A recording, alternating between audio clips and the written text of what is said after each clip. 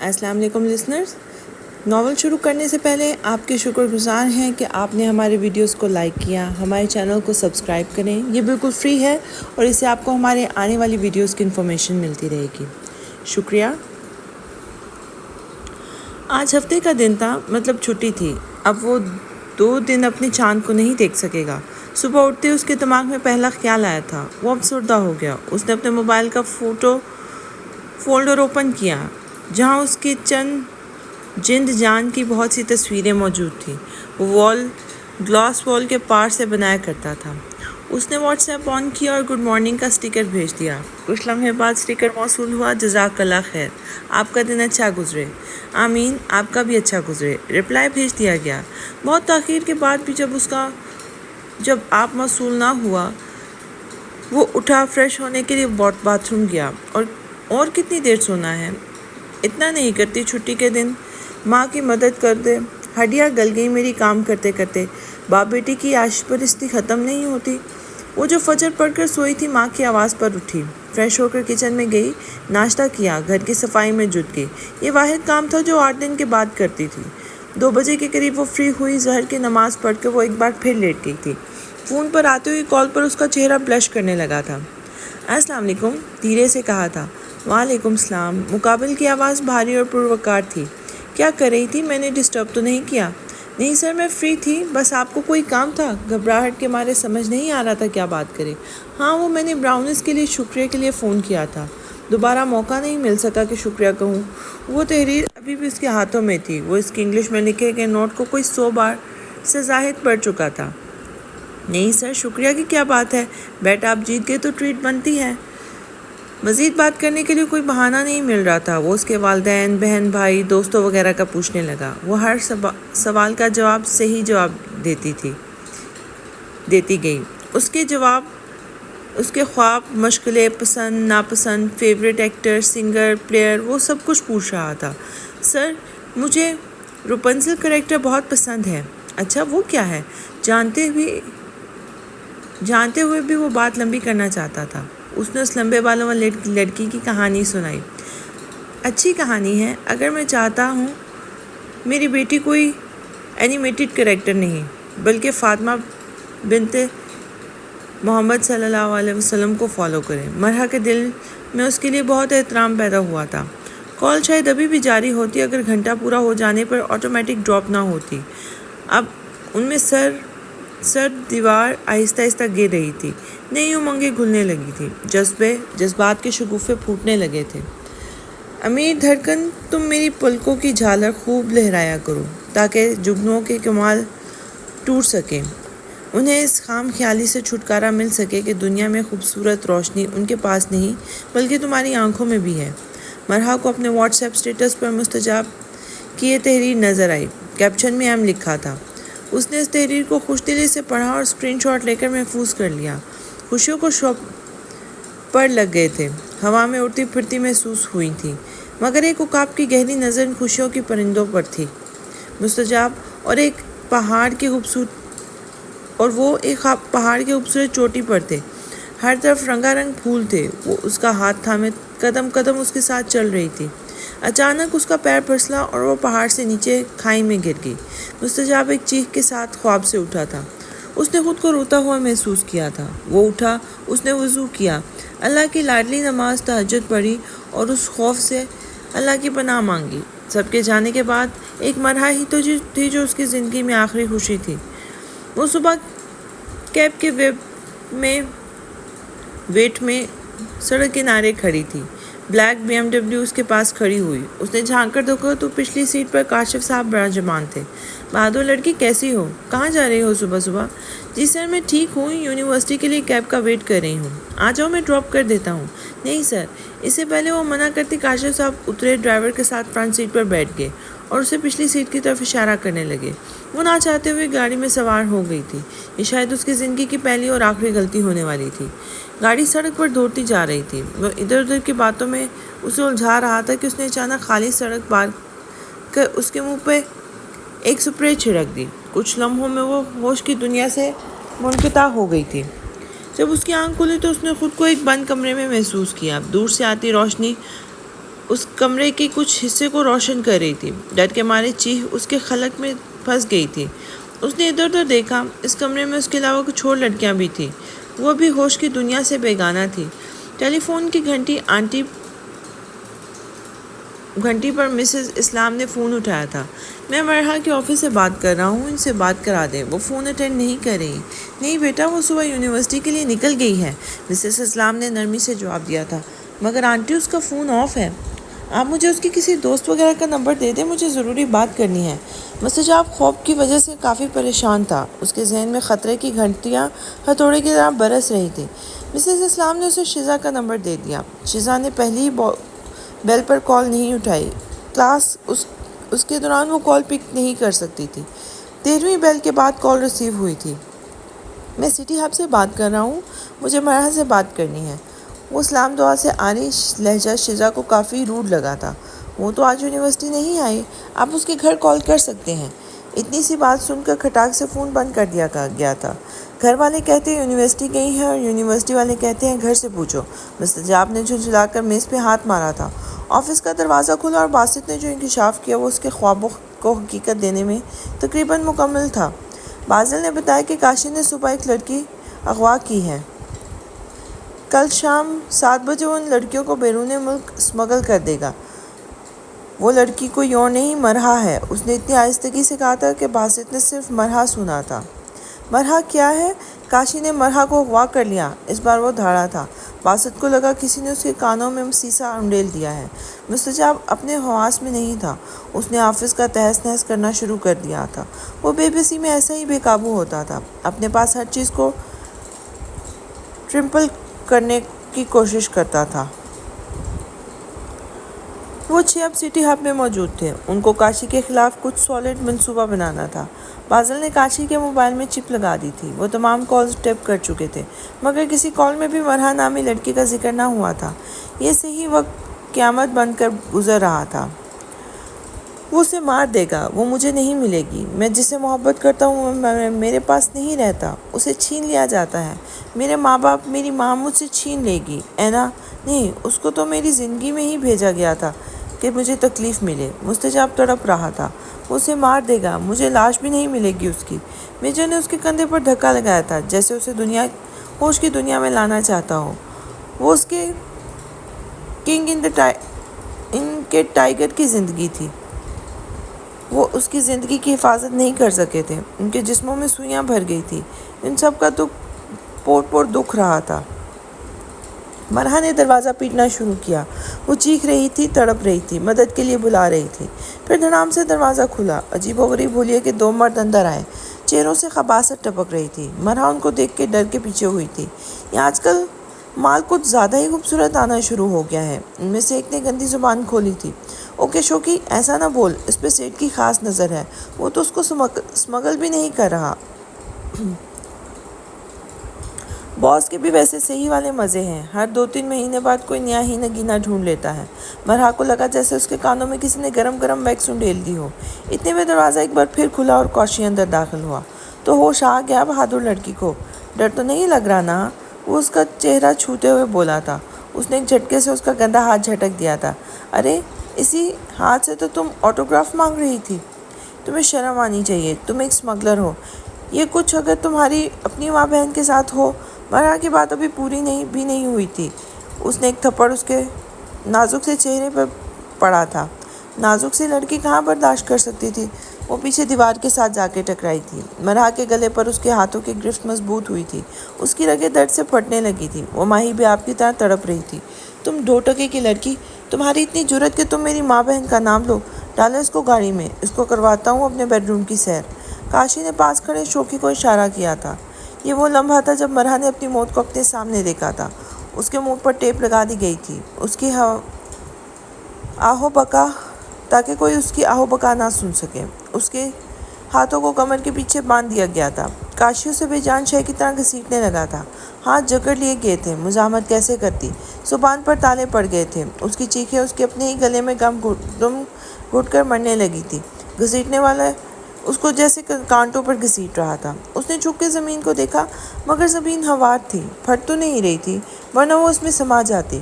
اس نے پوری قوت سے پوری آنکھیں کھول کر دور اندھیرے میں کہیں اوپر آسمان کو دیکھا، مگر وہ بھی قائم دائم تھا۔ گرنے کے آثار تو کہیں سے نہیں لگتے تھے۔ اندھیرا بڑھتا جا رہا تھا، ہر طرف سکوت تھا، گہرا سکوت، موت کا سکوت۔ اسی بوری بند لاش کی صورت گاڑی کی پچھلی سیٹ پر پھینک دیا گیا۔ آنسوؤں کے باعث اس کی آنکھیں سوج گئی تھی، کورے گال پر بھاری ہاتھ کا نشان، اور وہ بھی گہرا ہو گیا۔ اس کے دامن پر گرنے والے اس کے آنسو اپنے آنسو اس کو انگاروں کی مانند محسوس ہو رہے تھے۔ اچانک سے اسے ایک مدھم سا خیال پوری شدت سے آیا۔ جب اس نے کسی کزن سے اسے سوئمنگ پول میں پھینک دیا تھا، وہ پانی میں غوطے کھا رہی تھی، پانی حلق سے معدے تک بھر گیا تھا، تب بھی اسے ایسے ہی تڑپ رہی تھی، اپنی ماں باپ کو بلا رہی تھی۔ وہ بھی آ گئے تھے، انہوں نے اسے موت کے منہ سے نکال بھی لیا تھا، مگر اب وہ نہیں پہنچ پا رہے تھے۔ اب کون اسے موت کے منہ سے نکالے گا؟ اس نے ماں کو آوازیں دی، ماں نہیں آئی۔ پھر اس نے بابا کو پکارا، بابا بھی نہ آنے والے تھے، نہ آئے۔ اسے مستجاب یاد آیا، جو اس کے ہاتھ پر گرم کافی گرتے دیکھ کر کتنا پریشان ہوا تھا۔ اس نے مستجاب کہا، کئی بار کہا، مگر کوئی نہیں آیا۔ اتنی دیر میں کاشی اپنے ملازموں کو ہدایت دیتا ہوا گاڑی میں بیٹھا تھا، میری جان بس تھوڑا سا اور صبر کرو، پھر تمہیں اپنی زندگی جہنم سے بھی زیادہ بری لگنے لگے گی، ٹرسٹ می۔ وہ کچھ کہنا چاہ رہی تھی مگر منہ پہ ٹیپ تھی۔ اچھا بولو اب۔ اس نے بے دردی سے ٹیپ کو کھینچ کر اس کے ہونٹوں سے علیحدہ کیا تھا۔ مجھے موت دے دو، کیونکہ مجھے ذرا بھی موقع ملا تو میں تمہیں مار دوں گی۔ رسی جل گئی مگر بل نہیں گیا، اسی ادا پر تو میں تمہیں بہادر لڑکی کہتا ہوں میری جان۔ مجھے تم جیسی لڑکیاں ہی تو پسند ہیں، ڈیرنگ، بہادر اور خوبصورت۔ اپنی بکواس بند کرو، تم نے ابھی بہادری دیکھی ہی نہیں۔ اچھا کیا کر لو گی زیادہ سے زیادہ؟ بلیوں کی طرح پنجے مارو گی نا؟ اس کا نام نحوست سے بھرا کہکا لگا کر گونجا تھا۔ اچھا چلو بتاؤ کیا کرو گی؟ میں چلتی گاڑی سے کود جاؤں گی۔ اچھا اتنی ہمت ہے؟ چلو شاباش، کود کر دکھاؤ۔ کاشی نے فٹ سے دروازے سے لاک ہٹائے، اس کے اوپر جھک کر سائڈ کا دروازہ کھول دیا۔ اس کو اس کھیل میں مزہ آ رہا تھا، شاید نہیں جانتا تھا لڑکیوں کو زندگی سے زیادہ عزت عزیز ہوتی ہے۔ مرغا چلتی گاڑی سے کود گئی، بل کھاتی ہوئی سڑک سے دور کچے میں جا گری۔ اسے کے پہلے کہ کاشی نیچے اترتا ڈرائیور کی آواز آئی تھی، سر پینتھر آ گئے۔ سیٹ نے گھبرا کر پیچھے دیکھا تھا، 3 ہیوی بائکس، ایک بلیک مرسیڈیز اور ایک پولیس کی گاڑی ان کے تعاقب میں تھی۔ کاشی کو فی الحال اپنی جان بچانا تھی تو وہ بھاگ نکلا۔ مرحا گرنے کے بعد بے ہوش ہو گئی تھی۔ 5 فرشتے اس کے سر پہ کھڑے تھے۔ 6واں فرشتہ باقی پولیس نفری کے ساتھ کاشی کے تعاقب میں تھا۔ وہ مرحا کے لیے فرشتہ ہی ثابت ہوا تھا۔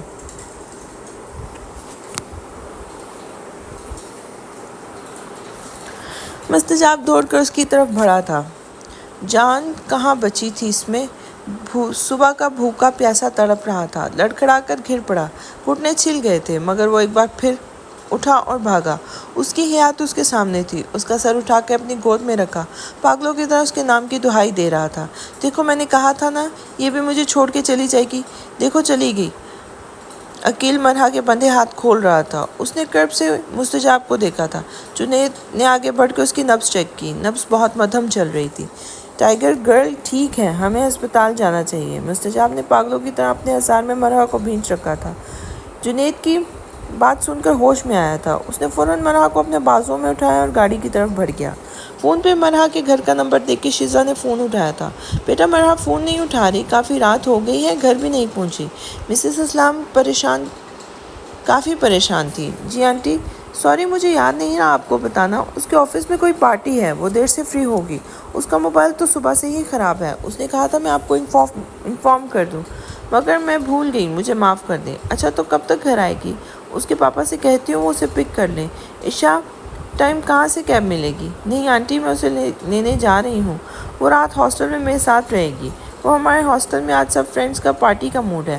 شیزا سے جتنے بہانے بن پائے تھے وہ بنا رہی تھی۔ ٹھیک ہے بیٹا، وہ جیسے ہی تمہارے پاس ہے میری بات کروانا، میں اور اس کے پاپا بہت پریشان ہیں۔ ٹھیک ہے آنٹی، آپ سو جائیں، پریشان نہ ہوں، ہم پہلے بھی تو ایسی پارٹی کرتے ہیں نا۔ جی بیٹا، بس ایک بار بات کروا دینا۔ ماں تھی نا، اولاد کو لگنے والی خراش بھی ماں کے دل سے ہوک کر جاتی ہے۔ اس کا دل تو آج صبح سے ہی بے چین تھا۔ مرحا ہسپتال کے بیڈ پر ردموئی سی لیٹی تھی، دائیں ہاتھ پر ڈرپ لگی تھی، اس کے سلکی بال الجھے ہوئے تھے، اس میں مٹی اور تنکے پھنسے ہوئے تھے، کندھے سے قمیض بھی پوری طرح سے پھٹ گئی تھی، گال پہ انگلیوں کا نشان ابھی بھی باقی تھا، نرم گداز ہاتھوں پر رسی باندھنے کی وجہ سے نیل پڑ گئے تھے۔ اس کی حالت قابل رحم تھی۔ کمر پر کافی خراشیں آئی تھی، کوئی نہیں رگڑی گئی تھی۔ بازو پر بھی ذرا فریکچر ہوا تھا۔ ڈاکٹرز کے مطابق وہ کافی صدمے میں ہے اور بے ہوشی میں بھی مسلسل چیخ رہی تھی۔ بابا مجھے بچا دیں، مستجاب آ جاؤ۔ پاس ہی کھڑا مستجاب اپنے نام کی پکار پر ایک قدم اس کے قریب ہوا تھا۔ مستجاب کی جان بھی قربان ہو جائے تم پر مرحا، دیکھو میں آ گیا ہوں، میں نے بچا لیا ہے تمہیں، میں دیر سے پہنچا، مجھے معاف کر دو۔ مستجاب اس کا ہاتھ اپنے ہاتھوں میں لیے اس کے پاس بیٹھا تھا۔ اٹھو، میرے لیے لڑو، مجھے گالیاں دو یا مجھے مارو، مجھے سزا دو، میں تمہاری حفاظت نہ کر سکا، مگر آنکھیں کھولو، تم مستجاب کا قلب ہو، تمہارے دل کی دھڑکن مستجاب کے قلب کو روانی دیتی ہے۔ آنکھیں کھول کے مجھے دیکھو، تمہاری آنکھیں مجھے بصارت دیتی ہیں، میں تمہارے بغیر دنیا نہیں دیکھنا چاہتا۔ آنکھیں کھولو، ہمیں مستجاب مرحا کی کہانی مکمل کرنی ہے۔ اس کو دیکھ کے لگتا تھا وہ رویا نہیں بلکہ اس کی آنکھوں نے آگ برسائی ہے۔ وہ آگ پورے شہر کو بھسم کر سکتی ہے۔ اس آگ نے ڈارک براؤن آنکھوں کو سخت انگارہ کر رکھا تھا۔ پہلی بار اس نے اپنا سانس رکتا ہوا محسوس کیا تھا۔ اس ہوش و خرد سے بیگانہ وجود کے پاس اس کو اپنا آپ نے مردہ لگ رہا تھا۔ گھٹنوں پر رگڑ کی وجہ سے خون کی ہلکی سی بوند نے خاکی پینٹ پر دھبا لگا دیا تھا۔ اس کو کوئی درد محسوس نہیں ہو رہا تھا۔ کیا وہ انسان نہیں رہا تھا؟ کیسے خود کو چھو کے تسلی کرنا چاہ رہا ہو۔ اس نے ایک بار پھر مرحا کے ہاتھوں کو اپنے لمس میں لیا تھا، پھر خود کی چلتی سانسوں کو اس میں ٹرانسفر کر رہا ہو، اور اس کے اپنے ہاتھ کانپ رہے تھے۔ دوسری طرف ٹھنڈے برف ہاتھوں کی تاثیر ذرا گرم ہوئی تھی، جس میں ٹرانسفر ہوتے ہیں ثبوت مل گیا تھا۔ وہ بے ہوشی میں بھی ڈر رہی تھی، اب سکون سے سو رہی تھی۔ دوسرا نیم مردہ وجود بھی اب آنکھیں مون رہا تھا، شاید مزید زندگی رہنے کی ہمت نہ بچی ہو۔ لبوں پر تھوڑا سا ارتعاش آیا۔ اس نے وہ لب مرحا کی روشن پیشانی پہ رکھے تھے۔ یہی وہ لمحہ تھا جب روح پھونک دی گئی تھی۔ مقابل نے جھٹ سے آنکھیں کھولی تھی۔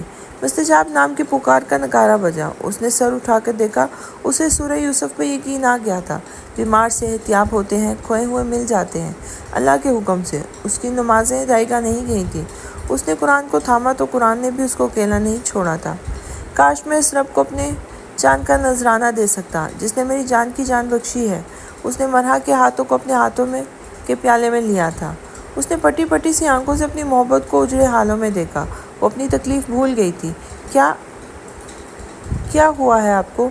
آپ ٹھیک ہیں نا؟ آپ کی آنکھیں، آپ کا چہرہ، آپ روئے ہیں نا؟ مرحا اپنی زخمی ہاتھ مستجاب کے بنجر سے چہرے کی طرف لے گئی تھی۔ یہی تو عشق کی انتہا ہے، اپنے خسارے بھول جاتے ہیں جب اپنی جان کا حاکم تکلیف میں ہو۔ میں ٹھیک ہوں، تم ٹھیک ہو نا؟ تمہیں درد تو نہیں ہو رہا؟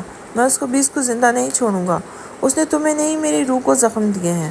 وہ ایک بار پھر اس کی پیشانی پر مہر ثبت کر رہا تھا۔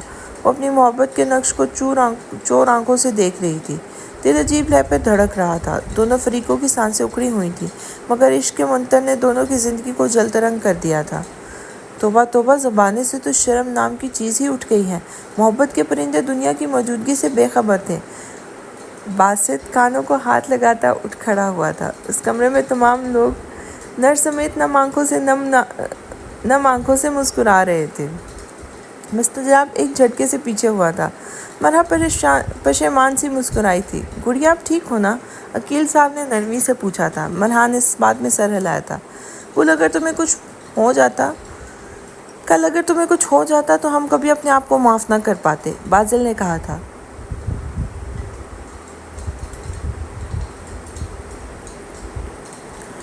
شکریہ سر لڑکی نہیں بھائی کہو، وہ نم آنکھوں سے مسکرائی تھی۔ لڑکی سر نہیں بھائی کہو، وہ نم آنکھوں سے مسکرائی تھی۔ میرا کوئی بھائی نہیں ہے۔ میری فرینڈز میرے اپنے بھائیوں کے کارنامے سناتی تھی۔ میری بہت وش تھی کہ میرا کوئی بھائی ہوتا، اور دیکھیں آج اللہ نے اتنے سارے بھائی دے دیے۔ جی، اور وہ بھی 6 بھائی۔ باسط شرارت سے کہاں باز آنے والا تھا۔ مستجاب نے گھور کر دیکھا تھا۔ سوری 5 کاؤنٹ کرنے میں غلطی ہو گئی، میرا میتھ ذرا ویک ہے۔ باسط نے کان کو جایا تھا۔ میرے ماما پاپا کو بتایا، وہ بہت پریشان ہوں گے۔ مرحا کو اچانک خیال آیا تھا۔ شیزا کو سمجھا دیا تھا، اس نے معاملہ سنبھال لیا۔ تم ابھی شیزا کے ساتھ اس کے ہاسٹل میں ہو، عقیل صاحب نے تسلی دی تھی۔ چلو اب گرل ٹھیک ہے، ہم چلتے ہیں، ذیشان سے اپڈیٹ بھی لینی ہے۔ بازل کھڑا ہوا تھا۔ ہاں، میں نے بھی اپنی نائٹ شفٹ کروا لی ہے، ضرورت ہوئی تو میں ادھر ہی ہوں، جنید نے کہا تھا، اور میں صبح آتے ہوئے ناشتہ لے آؤں گا، اور بھی کسی چیز کی ضرورت ہوئی تو بتانا، باسط بولا تھا۔ باری باری وہ کمرے سے باہر نکل گئی۔ کاشی کو انجام تک پہنچانے کا منصوبہ مزید مضبوط کرنا تھا۔ اس نے اٹھنے کی کوشش کی۔ لیٹی رہو، تمہاری طبیعت ٹھیک نہیں ہے۔ مستجاب فکر مند ہوا تھا۔ میری کمر میں درد ہو رہا ہے، میں تھک گئی ہوں۔ مستجاب نے اسے بٹھانے میں مدد کی تھی۔ ہسپتال کا باریک سا تکیہ مرحا کو آرام دہ نہ لگا تھا۔ مستجاب اٹھا اور مرحا کے پیچھے بیٹھا۔ مرحا کی ٹیک اپنے بائیں کندھے سے لگوا لی۔ وہ حیران ہوئی۔ مستجاب اس کے الٹے بالوں کو دیکھنے لگا۔ ایک ایک کر کے اس کے بالوں میں تنکیں نکال رہا تھا۔ مرحا کو ایک بار پھر اذیت یاد آئی۔ چھوٹا سا آنسو اس کی آنکھ سے بہہ نکلا تھا۔ مستجاب نے ایک بازو اس کے گرد حائل کیا۔ وعدہ کرتا ہوں اس کو موت کے منہ میں پہنچا کر دم لوں گا۔ تمہاری حفاظت اپنی جان سے زیادہ کروں گا۔ اس نے تشکر سے آنکھیں بند کی تھیں۔ کھل کے اقرار نہیں ہوا تھا، اگرچہ انکار بھی نہیں ہوا تھا۔ جذبوں کو الفاظ کی ضرورت نہیں تھی۔ کچھ دیر بعد مرحا اس کے کندھے پر ہی اونگنے لگی۔ وہ کئی گھنٹے ایسے ہی بیٹھا رہا، اس کی سانسیں گنتا رہا، اس کا لمس محسوس کرتا رہا۔ کئی بے باک سی لٹیں اس کے چہرے پہ آ جاتی۔ وہ اس کو ان کے کانوں کے پیچھے خوبصورت کان میں اٹکا دیتا۔ وہ پھر گر جاتی اور وہ پھر اس کو اس کے کان کے پیچھے ڈالتا۔ وہ اس کے کانوں سے آنکھ میں چولی کھیلتا رہا، وہ اس کے بالوں سے آنکھ میں چولی کھیلتا رہا۔ اس کی زلفوں کو شاید اس کے لمس کا عادی بنا رہا تھا۔ اس کے الجھے ہوئے بال گردن کے پچھلے حصے میں موجود زخموں کو تکلیف دے رہے تھے۔ وہ بار بار گردن کھجاتی۔ مستجاب صبح سے آپ سوٹ میں ملبوس تھا۔ سوٹ تو نہ جانے کہاں گر گیا تھا۔ ڈھیلی سی ٹائی گردن میں جھول رہی تھی۔ اس نے گردن سے ٹائی نکالی اور مرحا کے بال گرہ میں باندھ دیے۔ وہ اس کے بالوں کو بھی اجازت نہیں دے سکتا تھا کہ وہ مرحا کو تنگ کریں۔ اس نے دو جگہوں سے اس کے چھدے ہوئے کان کو دیکھا۔ سفید چھوٹا سا نگینہ چمک رہا تھا۔ مستجاب نے اس کے کانوں کو چھوا تھا۔ پاگل لڑکی، کتنی تکلیف میں ہوگی تمہیں۔ میں ہوتا تو تمہیں کبھی اجازت نہ دیتا، بس ایک بار کافی تھا نا۔ وہ اپنے ہی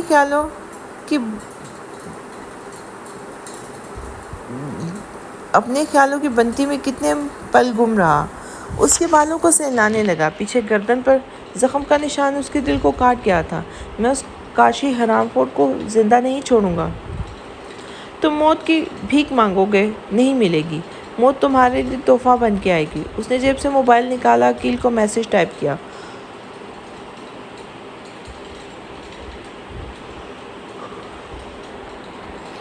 اسے کاشی کی اپڈیٹ لینی تھی۔ دوسرے دن صبح اٹھتے ہی اس نے ماں سے بات کی۔ چھٹی شام تک مل جانی چاہیے تھی۔ عمر اور شیزا خبر ملتے ہی پہنچ گئے تھے۔ تم ٹھیک ہو نا؟ ہم بہت پریشان تھے۔ پریشانی عمر کے چہرے پر واضح تھی۔ فکر نہیں کرو، میں ٹھیک ہوں، وہ دھیمے لہجے میں بولی تھی۔ ویسے ہسپتال والے تمہیں کیا وائٹننگ انجیکشن لگا رہے ہیں؟ بیڈ پہ لیٹی اور بھی حسین لگ رہی ہو۔ شروع ہو گئی نا تمہاری فلم؟ نہیں یار، سچ کہہ رہا ہوں، اگر بھوتنی جیسے بالوں پر نظر نہ پڑتی تو میں تمہیں ملکہ حسن کہنے والا تھا۔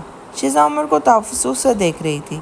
دروازے پر آتا مستجاب اس بات پر اٹک گیا تھا۔ اس کی گرفت ہینڈل پر مضبوط ہوئی تھی۔ شیزا، اس کی زبان بند کروا لو یا پھر اسے یہاں سے نکال دو۔ اچھا بابا، سوری، میں تو تمہیں انٹرٹین کر رہا تھا، مجھے لگا تم یہاں بور ہو گئی ہوگی میرے بغیر۔ عمر ایک آنکھ بند کر کے میرے بغیر کہنے پر مرحا نے گھور کے اسے دیکھا تھا۔ دروازے پر آہٹ محسوس ہوئی۔ تینوں نے مڑ کر دیکھا۔ مستجاب کمرے میں داخل ہوا تھا۔ السلام علیکم۔ وعلیکم السلام۔ عمر نے مسافے کے لیے ہاتھ بڑھایا۔ مستجاب نے نہ چاہتے ہوئے ہاتھ ملایا تھا۔ یہ میرے کلاس فیلوز ہیں، شیزا اور عمر۔ دیکھنے کا انداز ایسے تھا جیسے کہہ رہی ہو بتایا نہیں ان کے بارے میں، یہ وہی ہیں۔ مستجاب نے ایک ناگوار سی نظر عمر کو تولا تھا۔ انکل آنٹی تو نہیں آئے؟ عمر نے مستجاب کو اکیلے اندر آتے دیکھ کر پوچھا تھا۔ نہیں، وہ پریشان ہو جاتے۔ ویسے بھی شام تک ہم گھر چلے جائیں گے، مرحا نے کہا تھا۔ ان کے ہم کہنے پر مستجاب نے اسے دیکھا تھا، مطلب وہ اس سے ساتھ چلنے کو کہہ رہی تھی۔ اب کی بار عمر نے ناگوار نظر مستجاب پر ڈالی تھی۔ اب ہمیں چلنا چاہیے، کلاس کا ٹائم ہو رہا ہے، شیزا نے عمر سے کہا تھا۔ نہیں تم جاؤ، میں رکتا ہوں۔ مگر میں جاؤں گی کیسے؟ مجھے ڈراپ کون کرے گا؟ وہ جیسے نہیں چاہتی تھی کہ عمر وہاں رکے۔ وہ زبردستی اس کو اپنے ساتھ لے گئی تھی۔ وہ مرحا کو خیال رکھنے کی تاکید کرتا ہوا چلا گیا تھا۔ اس لڑکے سے اچھی وائبز نہیں آ رہی مجھے۔ مستجاب کو وہ لڑکا پسند نہیں آیا تھا۔ نہیں، وہ برا نہیں ہے، بس اس کی بات کرنے کا سٹائل کچھ عجیب ہے۔ عجیب نہیں، عجیب و غریب کہو۔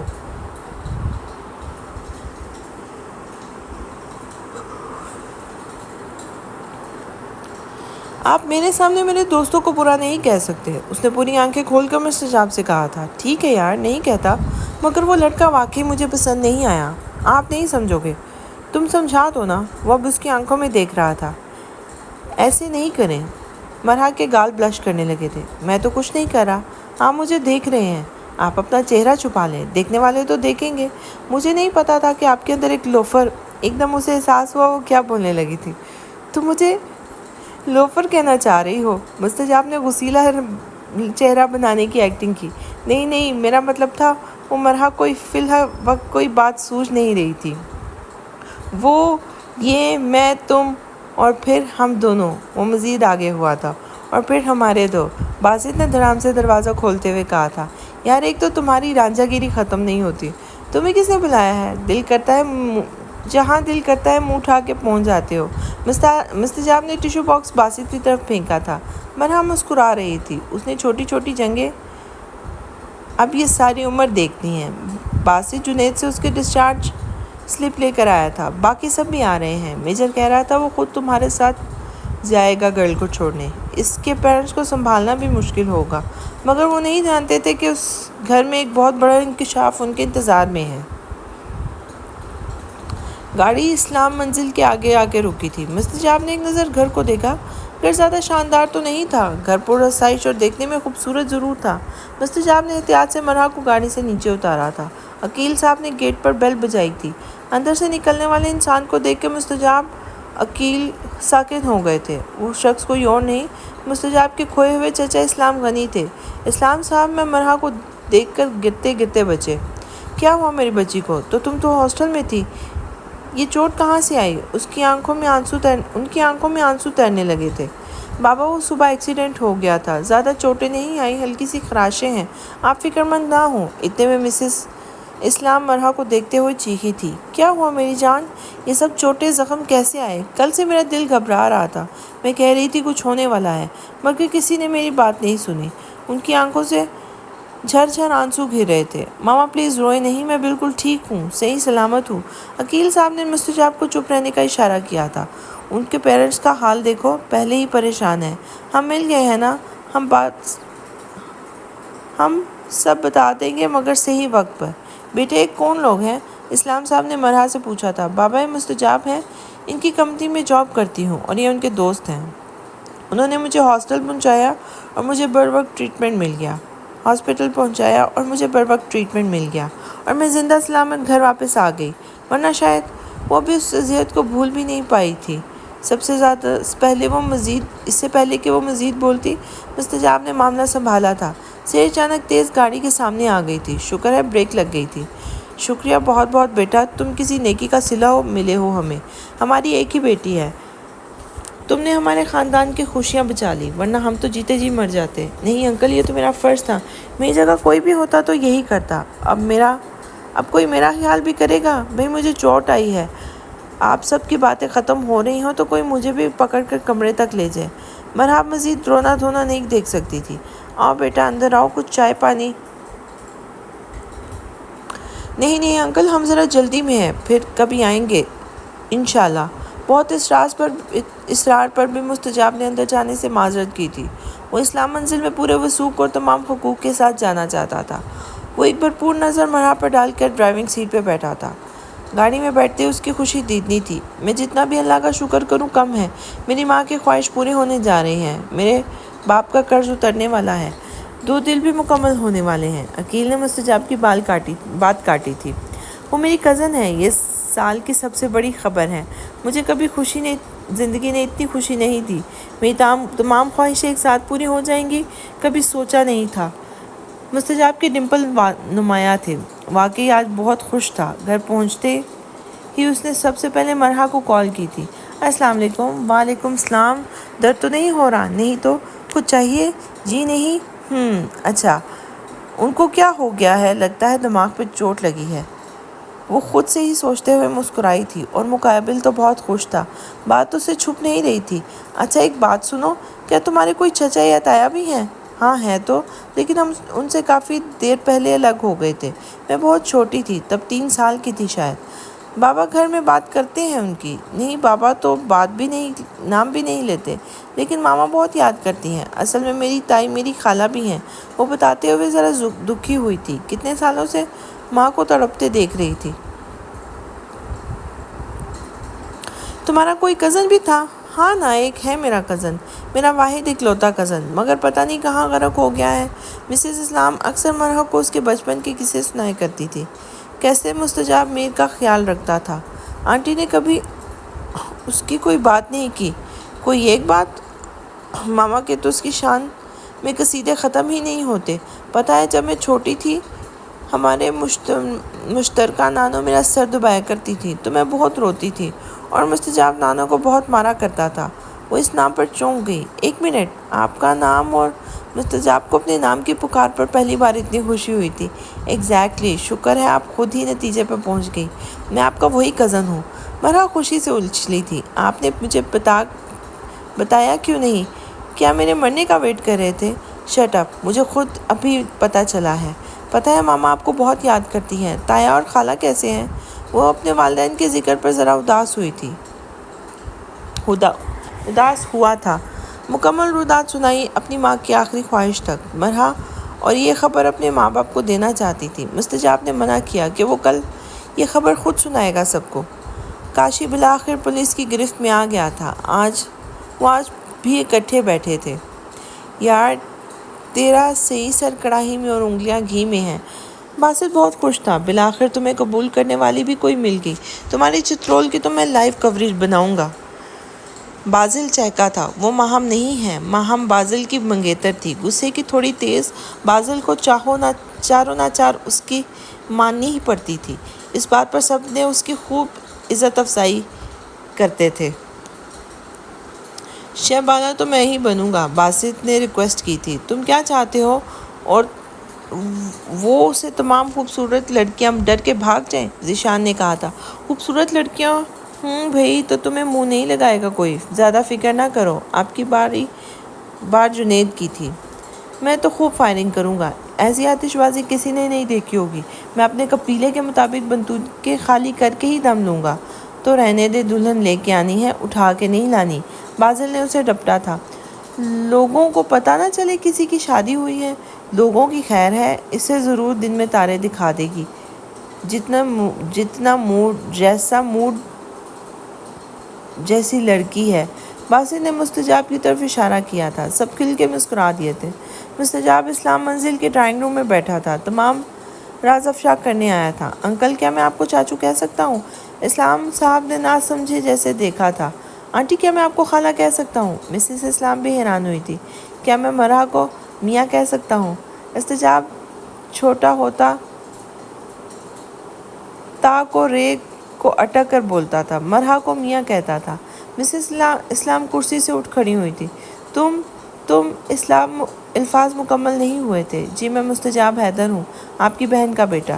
میری بہن کیسی ہے وہ اس دنیا میں نہیں رہی، مگر اب جہاں ہے آپ کو دیکھ کے بہت خوش ہو رہی ہوگی۔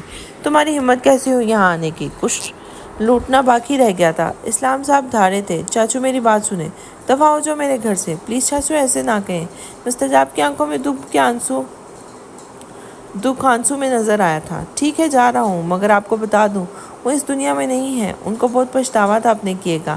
آپ کا قرض ان کے دل پہ بوجھ بن گیا ہے۔ میرے ماں باپ دونوں نے جاتے جاتے یہی خواہش کی تھی کہ میں آپ سے ملوں اور اپنا قرض واپس کر دوں۔ پلیز ان کو معاف کر دیں، میرے ماں باپ بہت تکلیف میں ہوں گے۔ اور اسلام صاحب کے پیروں میں بیٹھ گیا تھا۔ یہ کیا کر رہے ہو؟ اٹھو بیٹا، اٹھو میری جان۔ مسز اسلام آگے بڑھی تھی۔ چاچو نے بھی اسے آگے بڑھ کر گلے لگا لیا تھا۔ تمام موسیٰ بھائی کی موت کے ساتھ ہی مر گیا تھا۔ 1 ماہ بعد جب وہ مرحا کو شادی کی شاپنگ کروا کر لے گیا تھا، واپسی پر گاڑی سگنل پہ رکی تھی۔ مرحا نے ساتھ رکتی گاڑی میں ایک نوجوان لڑکے کو دیکھا۔ وہ بہت مزے سے سگریٹ کے لمبے لمبے کش لے رہا تھا اور دھواں ہوا میں چھوڑتا۔ گاڑ میں موجود باقی بھی اس کی عمر کے ہی تقریباً یہی حرکت کر رہے تھے۔ مرحا نے اچانک مستجاب سے پوچھا کہ آپ بھی کبھی سگریٹ پی ہے؟ مستجاب نے ناسمجھی سے اس کو دیکھا تھا۔ میرا مطلب ہے آپ جاپان میں رہتے تھے، ایک ماڈرن کنٹری ہے، وہاں تو عام چلتا ہوگا۔ ہاں، مگر اب نہیں پیتا۔ اس سے مرحا کے سامنے تھوڑی سی شرمندگی ہوئی تھی۔ اب کیوں نہیں پیتے؟ اب ضرورت نہیں ہے۔ پہلے جب میں بہت لونلی فیل کرتا تھا تب پیتا تھا، اب چھوڑ دی ہے میں نے۔ مجھے پتا تھا تمہیں پسند نہیں، اس لیے، اور ہمارے دین میں بھی اس کی گنجائش نہیں ہے۔ وہ ایک وقفے کے بعد بولا تھا، تمہیں پتہ ہے مجھے تم سے شروع میں بہت اٹریکشن فیل ہوتی تھی، خاص کر تمہاری آنکھیں اور گردن کا تل جو تم نے میری امی سے چرایا ہے۔ اچھا، آپ نے بھی تو یہ ڈمپل میرے بابا جانی سے چرایا ہے۔ وہ دونوں کھل کے مسکرا رہے تھے اور قسمت ان کو رشک سے دیکھ رہی تھی۔ مرحا اپنے موبائل پر ویڈنگ ڈریس دیکھ رہی تھی جس کی فوٹو مستجاب نے اسے بھیجی تھی۔ شادی میں صرف 3 دن باقی رہ گئے تھے، دن پر لگا کے اڑ گئے تھے، تمام دفن ہو گئی تھی قدورتیں، ہر طرف محبت کے رنگ نظر آ رہے تھے۔ مرحا صبح گڈ مارننگ کے میسج سے ہوتی تھی، وہ اس سے ناشتے کا پوچھتا، لنچ کے بعد کال کرتا، شام میں بھی کال کرتا ہوں۔ رات وہ لمبی چیٹ کرتے تھے، آنے والی زندگی کے خوبصورت خواب دیکھتے تھے۔ آفس سے شادی کے لیے اس نے چھٹیاں لی تھی، مستجاب کسی صورت نہیں مان رہا تھا۔ اس نے وعدہ کر لیا کہ وہ 10 دفعہ اس کو کال کرے گی، ایسا موقع ہی نہ آیا کہ وہ اسے کال کرتی۔ وہ خود ہی ہر 5 منٹ بعد کال یا میسج کر دیتا تھا۔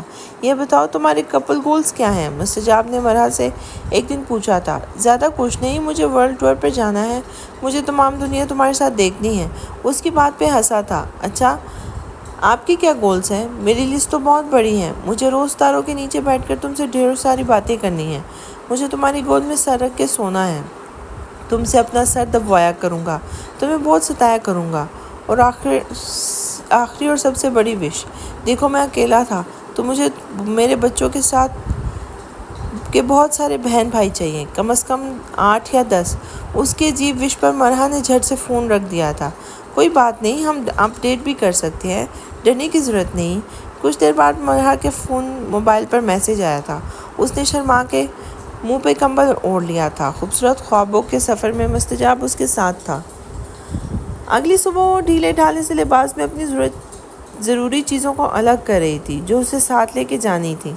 اچانک عمر آیا، اس کے چہرے سے وہ ستایا ہوا لگ رہا تھا۔ مرحا اسے دیکھ کے گھبرا گئی تھی۔ تمہیں کچھ دکھانا ہے کیا؟ دیکھو، اسے دیکھ کے تم ٹھنڈے دماغ سے فیصلہ کرنا، بات بڑی ہے مگر ابھی بھی کچھ نہیں بگڑا، ہم سنبھالیں گے۔ وہ موبائل آن کرنے لگا تھا۔ اگر اس بار تم نے کوئی چول ماری نا تو میں سچ میں تمہارا قتل کر دوں گی۔ مرحا کو لگا کہ وہ ہمیشہ کی طرح آج بھی مذاق کرے گا۔ عمر نے ایک ویڈیو اس کے آگے کی تھی۔ ویڈیو میں ایک نوجوان لڑکا بے رحمی سے کسی کو گھونسے اور لاتیں رسید کر رہا تھا۔ اس کا مقابل بہت ہی کمزور شخص تھا اور درد سے تڑپ رہا تھا۔ اسے پاؤں کی ٹھوکر سے دور پھینکا گیا تھا اور پھر اچانک ایک گولی چلی اور کام ختم۔ اگلی ویڈیو شروع ہوئی، اس میں بھی کچھ ایسے ہی حالات نظر آ رہے تھے۔ پھر اگلی ویڈیو، پھر کچھ تصاویریں۔ مرحا پھٹی آنکھوں سے سب کچھ دیکھ رہی تھی۔ ویڈیو میں موجود کوئی اور نہیں بلکہ اس کا اپنا منگیتر، اس کی محبت مستجاب حیدر تھا، اور باقی تمام اس کے دوست بھی موجود تھے۔ کالی جیکٹ، اس کے اوپر گولڈن پینتھر لکھا ہوا تھا۔ وہ سکتے میں آ گئی۔ اس نے موبائل کو ہاتھ مار کر پرے کیا تھا۔ نہیں، یہ میرا مستجاب نہیں ہو سکتا۔ تم مجھے میرے نام سے کیوں نہیں بلاتی؟ نہیں، آپ کا رتبہ، آپ کا مقام میری نظروں میں بہت بلند ہے۔ آپ کو دیکھنے کے لیے مجھے گردن اونچی کرنی پڑتی ہے۔ میں آپ کا نام کیسے لے سکتی ہوں؟ ویسے بھی مجھے سر کہنے کی عادت ہے، مگر مجھے اچھا لگتا ہے اپنا نام تمہارے منہ سے۔ بے ہوشی میں بھی مجھے بلا رہی تھی۔ تب میں ہوش میں نہیں تھی نا، اب میں ہوش میں ہوں، تو پھر مجھ سے بلایا کرو گے، بے نام سے رکھو گی کیا؟ تو مجھے کیسے بلایا کرو گی؟ بے نام ہی رکھو گی کیا؟ بلکہ پرانے زمانے کی طرح کہا کرنا، پپو کے ابا ذرا بات سنیں۔ اس کو مستجاب سے ہونے والی صبح والی باتیں یاد آئی تھی۔ وہ سسک کر رونے لگی تھی۔ کیا اس کا مستجاب ایک گینگسٹر تھا، ایک کلر تھا؟ مرحا نے، تم اسے بھول نہیں سکتی؟ کیا تم مجھے ایک موقع نہیں دے سکتی؟ اس نے ناسمجھی سے سر اٹھایا تھا۔ میں تم سے بہت محبت کرتا ہوں، آج سے نہیں پچھلے 4 سالوں سے، مگر کبھی ہمت نہ ہوئی تھی۔ پھر مجھے تمہاری انگیجمنٹ کا پتہ چلا، مگر قسمت کا لکھا سمجھ کر چپ ہو گیا۔ اگر اب تمہیں بھی کبھی نہیں چھوڑوں گا۔ اسلام صاحب دروازے پہ کھڑے سب سن چکے تھے۔ وہ اپنے بیٹے جیسا نکلا آخر۔ رتی برابر بھی وہ اپنے باپ جیسا نکلا آخر، رتی برابر بھی فرق نہیں رکھا۔ میں اپنی بیٹی کسی صورت اس کے حوالے نہیں کروں گا، چاہے مجھے اس کے لیے جان دینی پڑے۔ وہ ایک لمحے کے لیے چپ ہوئے، پھر اچانک بولے، مجھے رشتہ منظور ہے۔ تو کیا اس کا عشق ریت کا گروندا ثابت ہوا؟ بابا، وہ شدید اذیت میں اتنا ہی بولی تھی۔ انکل، وہ کسی صورت مرحا سے دستبردار نہ ہوگا۔ یہ گینگسٹرز آسانی سے پیچھا نہیں چھوڑتے۔ تو کیا وہ بھی؟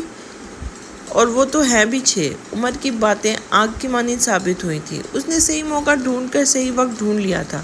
مسز اسلام ابھی تک صدمے میں تھی۔ نہیں، میری آپا کسی گنڈے کی تربیت نہیں کر سکتی، وہ نڈھال تھی۔ اسلام صاحب بولے، آپ ہی بتاؤ بیٹا، ہم کیا کریں پھر؟ پولیس بھی ایسے لوگوں کے ساتھ برابر شریک ہوتی ہے۔ بیٹی کا معاملہ ہے، تھانہ کچہری کی زینت نہیں بنا سکتا۔ ایک طریقہ ہے، عمر کچھ سوچتے ہوئے بولا تھا۔ آپ ہمارا نکاح کر دیں، مرحا میرے نکاح میں آ جائے گی تو پھر وہ کچھ نہیں کر سکے گا۔ مرحا اور سننے کی ہمت میں نہیں تھی، اپنے کمرے کی طرف بڑھ گئی تھی۔ خواب سمجھ کر حقیقت کو جھٹلانا چاہتی تھی، مگر ہر چیز واضح حقیقت تھی۔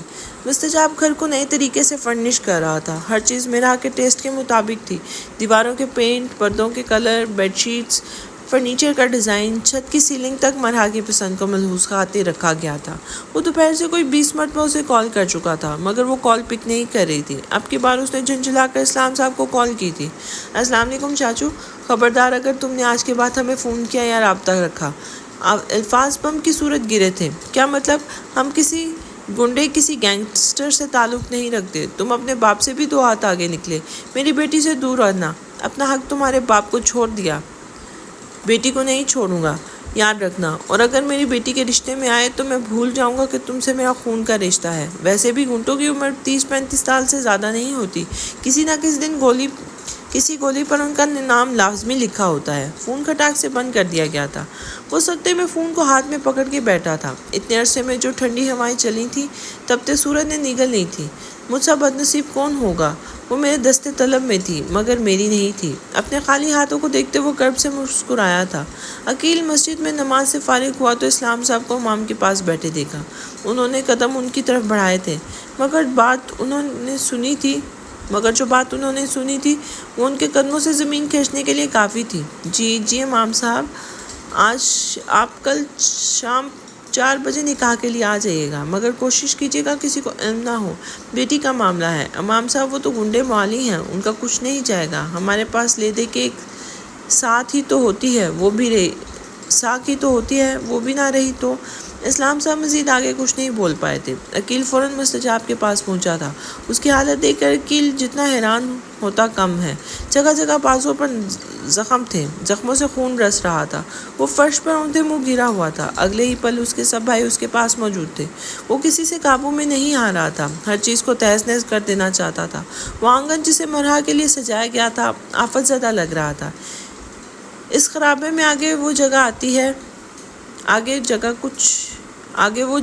ہے کہ جہاں خواب بھی ٹوٹے تو صدا آتی ہے، ذہن میں بھرتی ہے برسوں کی سدھائی ہوئی یادیں، پھر جب پچکار کر کہتی ہے کہ ہوا آتی ہے۔ جنید زخموں پر بینڈیج لگا کر اسے سکون کا انجیکشن دے چکا تھا۔ تو وہ ہمیں بدمعاش سمجھتی ہے۔ باسط نے مشکل سے لفظ ادا کیے تھے۔ میں اس کو ٹائیگر کی زندگی سے جانے نہیں دوں گا۔ ذیشان کھڑا ہوا تھا۔ کیا کرو گے تم؟ بازل بولا تھا۔ جس کا 20 سے بھی وہ شادی کر رہی ہے، اس کے اوپر ایسا کیس بناؤں گا کہ وہ کبھی باہر کی دنیا نہیں دیکھ سکے گا۔ کیا تم واقعی ثابت کر سکتے ہو کہ ہم گنڈے ہیں؟ عقیل بولا۔ پھر تم بتاؤ، کوئی ایسا طریقہ، کوئی حل ہے؟ میں ٹائیگر کو اس حالت میں نہیں دیکھ سکتا۔ باسط نے ایک نظر سوئے ہوئے وجود کو دیکھا تھا۔ شام 4 بجے سے پہلے ان سب کو یہ معاملہ حل کرنا ہوگا۔ اسلام منزل میں سب نکاح کی تیاریاں کر رہے تھے۔ شیزا نے بیماری کا بہانہ بنا کر آنے سے انکار کر دیا تھا۔ اپنی ذات پر ظلم بھلا دیکھ بھی کون سکتا ہے؟ دروازے پر دستک ہوئی تھی۔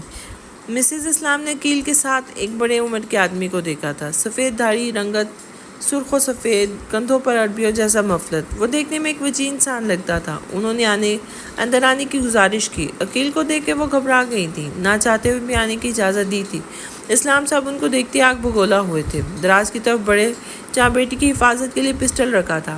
آپ ان کھلونوں سے ہمیں نہ ڈرائیں، ہمارا واسطہ اس سے دن رات کا واسطہ ہے ان سے۔ عقیل نے اپنی ڈب سے مستول نکال کر دکھایا تھا۔ بہتر ہے ہماری بات سن لیں، ہم یہاں صرف بات کرنے آئے ہیں، ہو سکتا ہے کہ بعد میں آپ پچھتائیں۔ مرحبا بابا کی اونچی آواز سن کر باہر آئی تھی۔ عقیل کے ہاتھ میں پسٹل دے کر بے دھیانی میں 2 قدم پیچھے ہوئی تھی۔ ایک آخری امید بچی تھی جو بھی اس پسٹل کو دے کے بری طرح فنا ہوئی تھی۔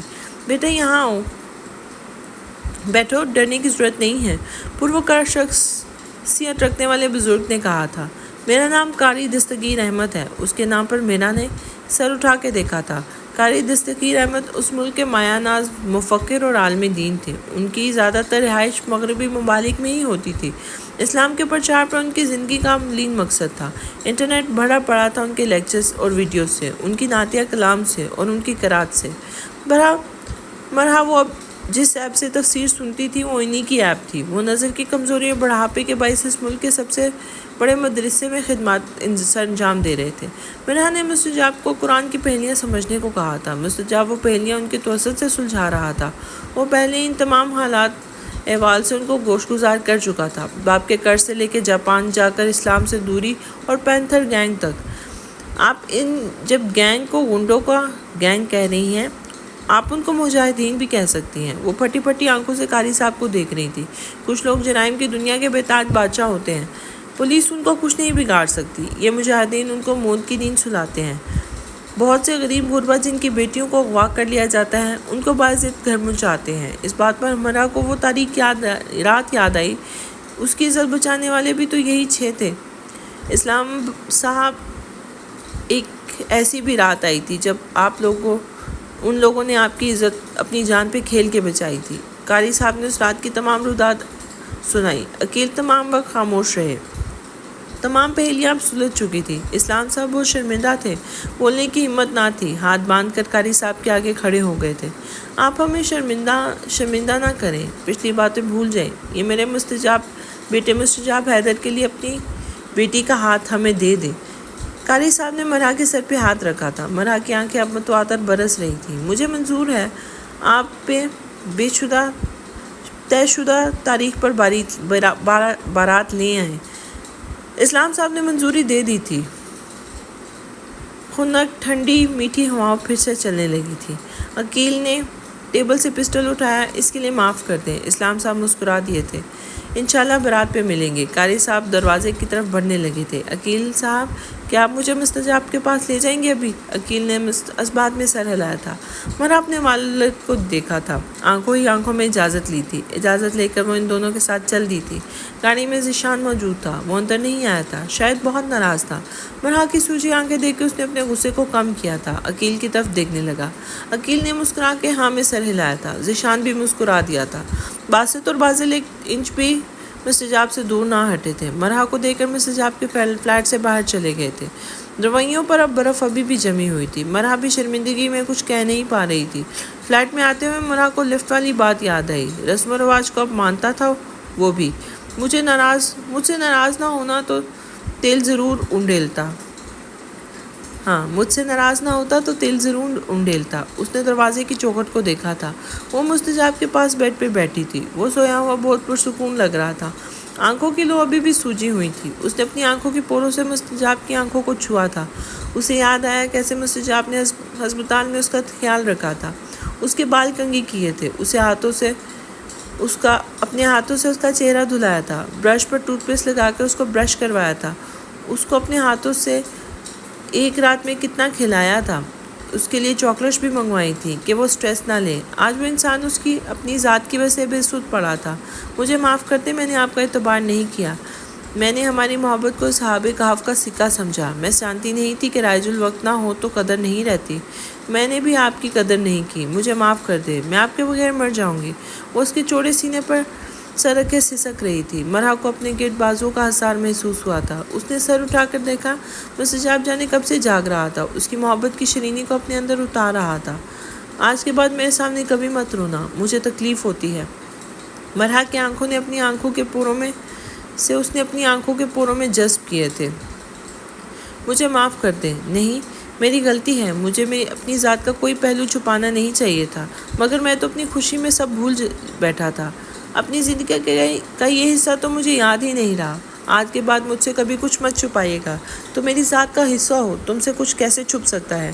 دیکھو یہ بھی میں نے نہیں بتایا، لیکن تم تک پہنچ گیا نا۔ ذرا سا مسکرائی تھی۔ تم وعدہ کرو تم مجھ سے کبھی بھی دور نہیں ہوگی۔ مجھے مارنا، مجھے گالی دینا، مجھے کوسنا، اپنے ناخنوں سے بلی کی طرح پنجے مارنا، مگر دور نہ جانا۔ وہ اس کی ہاتھ کی انگلیوں کو اپنی انگلیوں میں پھنساتے ہوئے بولا تھا۔ وہ مسکرا دی۔ غم کے بادل چھٹ چکے تھے، ان کی محبت امر تھی۔ میرے حاکم، تو میری حیات تا کا سرور بن، تو میرے نشیلے نینوں کا مخمور بن۔ تیرے عشق کی چاشنی ٹپکتی ہے میرے پور پور سے۔ میرے امیر، تو میری قربتوں کا غرور بن۔ مرحا عمر سے ملنا چاہتی تھی، اس سے معافی مانگنا چاہتی تھی کہ وہ اس سے شادی نہیں کر سکتی۔ مستجاب بھی عمر سے پوچھنا چاہتا تھا کہ اسے ویڈیوز کہاں سے ملی۔ وہ ایک ریسٹورانٹ میں تھے، زیادہ رش نہیں تھا۔ پتہ نہیں یہ مستجاب کی کارستانی تھی یا پھر واقعی ریسٹورانٹ میں کوئی کمال بات نہیں تھی، سو اکا دکا لوگ بیٹھے تھے۔ دیکھنے میں تو اپر کلاس فیملیز کے ہی لگتے تھے۔ مستجاب، کیا آپ کے پاس ابھی بھی گن ہے؟ مرحا کو وکیل کی پسٹل یاد آئی تھی۔ کیا مطلب، کسی کو قتل کرنے کا ارادہ رکھتی ہو؟ مستجاب نے ابرو اٹھا کر اسے دیکھا تھا۔ نہیں، عقیل بھائی کے پاس پسٹل ہوتی ہے نا، تو مجھے لگا آپ کے پاس بھی ہوگی۔ تمہیں کیسے پتا اس کے پاس پسٹل ہوتی ہے؟ وہ حیران ہوا، کیونکہ وہ ہتھیار صرف نازک صورتحال میں بھی استعمال کرتے تھے۔ جب وہ قاری دستگیر صاحب ہمارے گھر آئے تھے نا، انہوں نے دکھائی تھی، بلکہ میرے بابا کو تڑی لگائی تھی۔ یہ بات کرتے ہوئے وہ ہنس دی تھی۔ کیا مطلب، مذاق کری ہو؟ عقیل کو تو میں نہیں چھوڑوں گا۔ اس کی ہمت کیسے ہوئی میرے چاچو سسر پہ سیدھی پسٹل ڈال لی؟ وہ واقعی حیران ہوا تھا۔ عمران کے قریب آ کر ٹھہری تھی۔ عمر ان کے قریب آ کر ٹھہرا۔ ایک نظر ان دونوں کو ساتھ دیکھا، خود کرسی گھسیٹ کر بیٹھ گیا۔ عمر، مجھے معاف کر دو۔ مرحا نے بات شروع کی ہی تھی کہ عمر نے بات کاٹ دی۔ تمہیں معافی مانگنے کی ضرورت نہیں ہے، غلطی میری تھی، میں نے ہی وہ ویڈیوز ایڈٹ کی تھی۔ مستجاب اور مرحا ناسمجھی سے ایک دوسرے کو دیکھا تھا۔ میرے بڑے بھائی پولیس میں ہوتے ہیں نا؟ مرحا جانتی تھی بھائی کو۔ میں ان کے کسی دوست بازل کے لیپ ٹاپ کا ڈیٹا ریکور کرنے گیا تھا، تو وہیں مجھے وہ ویڈیوز اور فوٹوز ملے تھے۔ میرا دل بے قابو ہو گیا۔ مجھے ایک اور امید نظر آئی کہ میں تمہیں پا لوں گا۔ میں نے ویڈیوز اور فوٹوز کچھ ایڈٹ کر دی، اور اوریجنل ویڈیوز میں مستجاب لوگ ٹریننگ کر رہے تھے۔ کسی بھی مشن سے پہلے وہ خود پریکٹس کرتے ہیں، مگر میں نے وہ ویڈیوز ایسے بنائی جیسے یہ سچ میں کسی کو مار رہے ہیں، اور گولیاں چلنے کی آواز میں نے خود ایڈٹ کی تھی۔ مستجاب کا بس نہیں چل رہا تھا کہ وہ اس لڑکے کو شوٹ کر دے۔ کہتا تھا نا اس لڑکے سے اچھی وائبز نہیں آ رہی، مجال ہے جو کبھی میری کچھ سنی ہو۔ مرحا نے اس کا ہاتھ پکڑ کے اس ارادے سے باز رکھا تھا۔ وہ عمر کو معاف کر چکی تھی، کیونکہ معاف کرنا اس کے اللہ کے آگے پسندیدہ امر ہے۔ کچھ لوگ خالد کو مان لیتے ہیں اور کچھ لوگ خالق کی مان لیتے ہیں۔ جیسے مرحا اور مستجاب نے رب کو مان لیا تھا۔ ان کے پاس رب تھا، اس لیے ان کے پاس سب تھا۔ شزا اور عمر نے رب کی مان لی تھی۔ پہلے اپنی قسمت پر نالا ضرور تھے، ان کی گتی بھی سلجھ گئی تھی۔ شزا اور عمر کی تقدیر لکھ دی گئی تھی۔ عمر نے شزا کے جذبوں کو محسوس کیا تھا اور آگے بڑھ کے اسے اپنا لیا تھا۔ اب خوشیاں مکمل تھیں۔ عقیل اپنی بیوی بچوں کے ساتھ خوش تھا۔ بازل کی مام سے شادی طے تھی۔ جنید خان اپنے قبیلے کے مطابق اپنی ماں کی بھانجی بیاہ لایا تھا۔ ذیشان کی ماں بھی اس کے لیے گوہر نایاب ڈھونڈ رہی تھی۔ سب مکمل ہو گیا تھا اور افق پر امنگیں گنگنا رہی تھی۔ خواب تمام شد، حسرت تمام خوش شد۔ استقبال ہے ان بہاروں کا جن کے ہم دراز ہیں۔ اور یہاں پہ ناول ختم ہوتا ہے۔